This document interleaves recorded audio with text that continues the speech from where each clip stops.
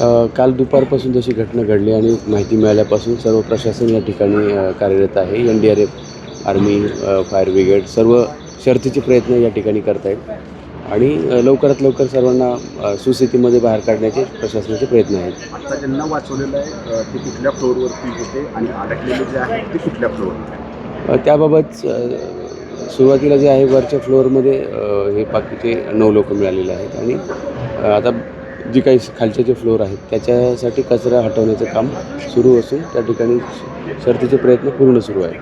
कचरा हटवण्यासाठी किती यंत्रणा आता आहे, किती JCB लावण्यात आलेली आहे, कशाप्रकारे? हे आपण पाहता इथे जवळपास फायर ब्रिगेडच्या गाड्या एक 6-7 गाड्या दिसत आहेत. त्याचबरोबर JCBसुद्धा बाहेरसुद्धा थांबलेले आहेत.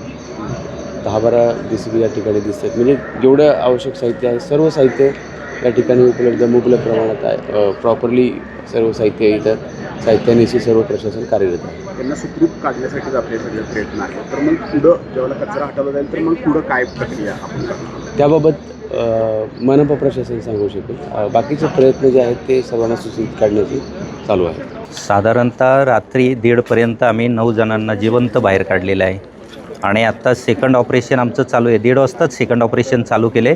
डेब्रिज साईडला करून जो फर्स्ट फ्लोअरची कॅन्टीन आहे त्याला ॲक्सेस मिळवण्याचं आणि त्याच्यावर बहुतांशी आम्हाला यश आलेलं आहे आणि आमचे आता 9 जवान आतमध्ये आहेत. आतमध्ये जे अडकलेले कर्मचारी त्यांच्याशी संपर्क होतोय का आणि कशा प्रकारे आता पुढचं शोध कार्य राबवलं जाणार, कशा प्रकारे त्यांच्यापर्यंत पोहोचण्याचा प्रयत्न केला जातो? रात्री आम्हाला जेव्हा शक्य तेवढ्या आम्ही सेकंड फ्लोअर कट करून आतमध्ये जाऊन आम्ही सर्चिंग केलं तर 9 लोक जिवंत लोकांनी जेवढा रिस्पॉन्स दिला शक्य तेवढा आम्ही सर्व लोकांना बाहेर काढण्यात यश आलेलं आहे. आणि आत्ता राहिले तर आम्ही रात्री व्हायब्रेशन मशीनचा पण यूज केला आहे. त्याच्यामध्ये कुठे जाणवलं नाही त्याच्यामुळं सर्चिंग ऑपरेशन थांबवलेलं आणि नंतर सेकंड ऑपरेशन आम्ही रात्री चालू केलं.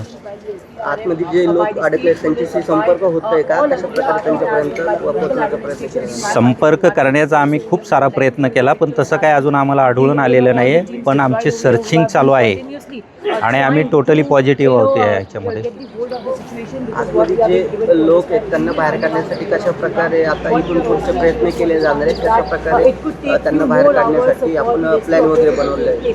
आता सेकंड प्लॅन आम्ही हाच केलेला आहे की डेब्रिज काढून आम्हाला फर्स्ट फ्लोअरला जे कॅन्टीन आहे त्याला ॲक्सेस घेतलेला आहे आणि त्याच्या थ्रू आम्ही आतमध्ये जात आहोत. पण आम्हाला थोडी दिक्कत येते की आतमध्ये जे कॅन्टीनचे टेबल खुर्चे आहेत ते मलब्यासह पुढे आलेले आहेत आणि ते कटिंग करत करत आम्हाला आत पुढे सरकावं लागत आहे.